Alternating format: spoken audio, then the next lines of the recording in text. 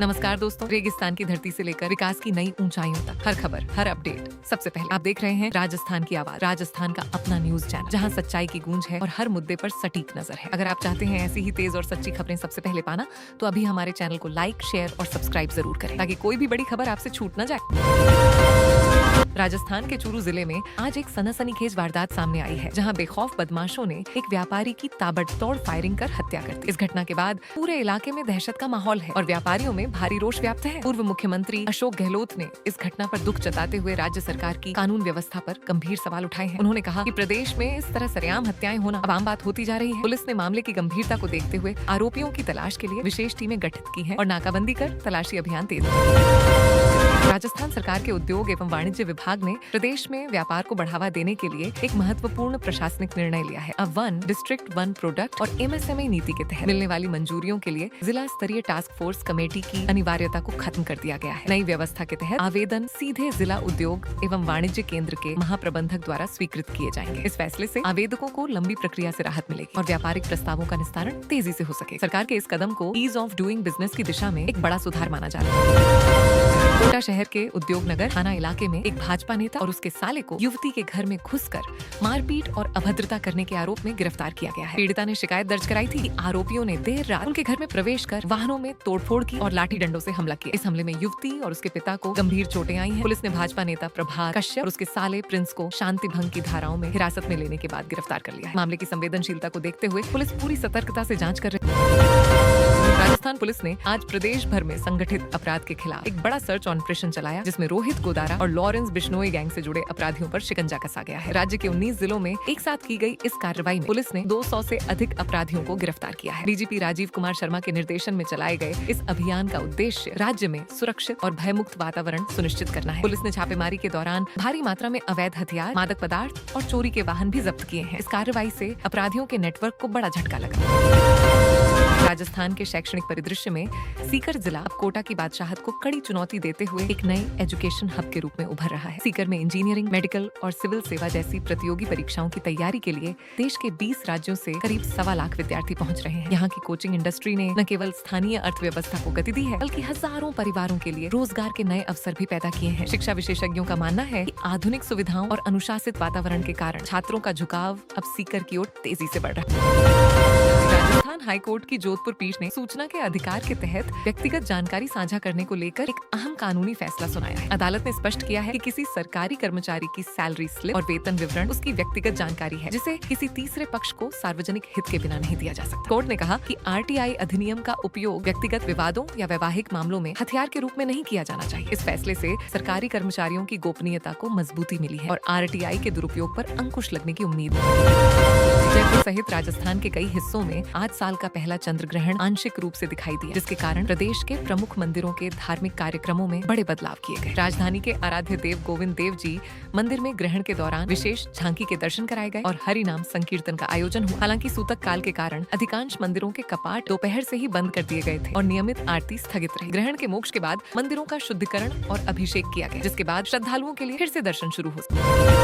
राजस्थान में मार्च के महीने की शुरुआत के साथ ही तापमान में भारी बढ़ोतरी दर्ज की जा रही है और मौसम विभाग ने भीषण गर्मी का अलर्ट जारी किया है। प्रदेश के अधिकांश शहरों में अधिकतम तापमान 33 से 37 डिग्री सेल्सियस के बीच पहुंच गया है, जो सामान्य से 4 से 6 डिग्री अधिक है। मौसम विशेषज्ञों के अनुसार आने वाले दिनों में पश्चिमी विक्षोभ के सक्रिय न होने से गर्मी और बढ़ेगी और मार्च के तीसरे सप्ताह तक लू चलने की संभावना है। विभाग ने किसानों को सलाह दी है कि वे अपनी फसलों की सिंचाई का विशेष ध्यान रखें, क्योंकि बढ़ता पारा उत्पादन को प्रभावित कर सकता है। जयपुर मेट्रो रेल प्रशासन ने धुलंडी के पर्व को देखते हुए मेट्रो के संचालन समय में बदलाव किया है। कल होली के अवसर पर सुबह के समय मेट्रो ट्रेनें पूरी तरह बंद रहेंगी और यात्रियों को दोपहर 2:10 के बाद ही यात्रा की सुविधा मिल सकेगी। ये निर्णय त्योहार के दौरान सुरक्षा व्यवस्था और यात्रियों की कम संख्या को ध्यान में रखते हुए लिया गया है। प्रशासन ने यात्रियों से अपील की है कि वे संशोधित समय सारणी के अनुसार ही अपनी यात्रा की योजना बनाएं। दोपहर के बाद मेट्रो सेवाएं अपने निर्धारित अंतराल और रूट पर सुचारू रूप से संचालित होंगी।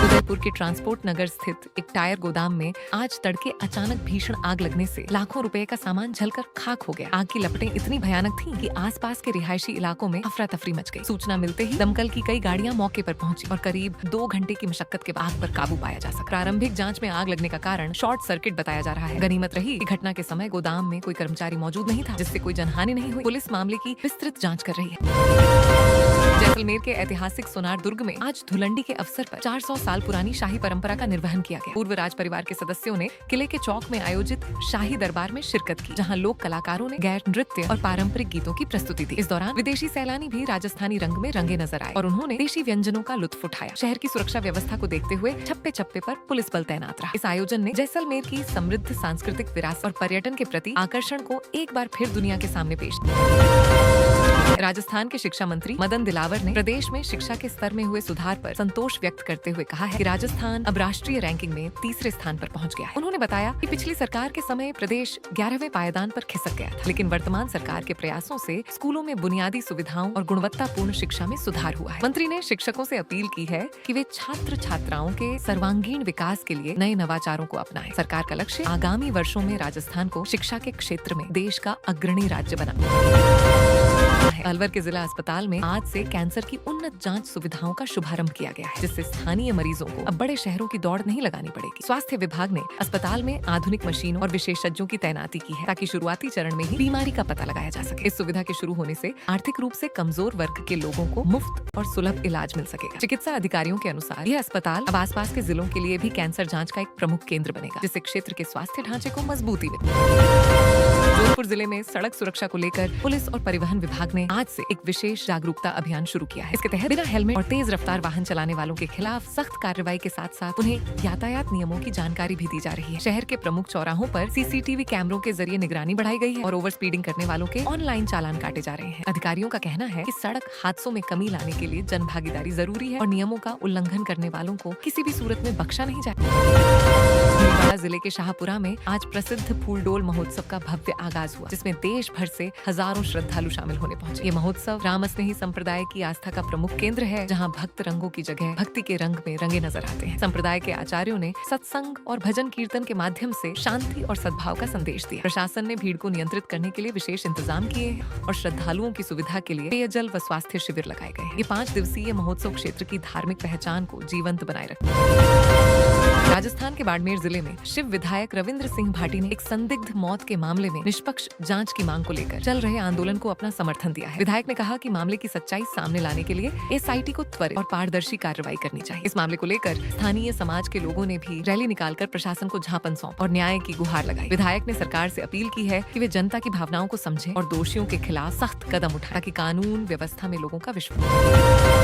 प्रदेश के ग्रामीण इलाकों में बिजली आपूर्ति को सुचारू बनाने के लिए ऊर्जा विभाग ने नई तकनीकी व्यवस्था लागू करने का फैसला किया है। अब कृषि कनेक्शनों के लिए दिन के समय पर्याप्त बिजली उपलब्ध कराई जाएगी, ताकि किसानों को रात की कड़कड़ाती ठंड में खेतों में न जाना पड़े। विभाग ने जर्जर लाइनों को बदलने और सब स्टेशनों की क्षमता बढ़ाने के निर्देश दिए हैं। इस कदम से ग्रामीण क्षेत्रों में बार बार होने वाले बिजली कटौती की समस्या से राहत मिलेगी और कृषि उत्पादन में भी वृद्धि होगी। सरकार इस योजना पर करोड़ों रुपए खर्च करने जा रही है।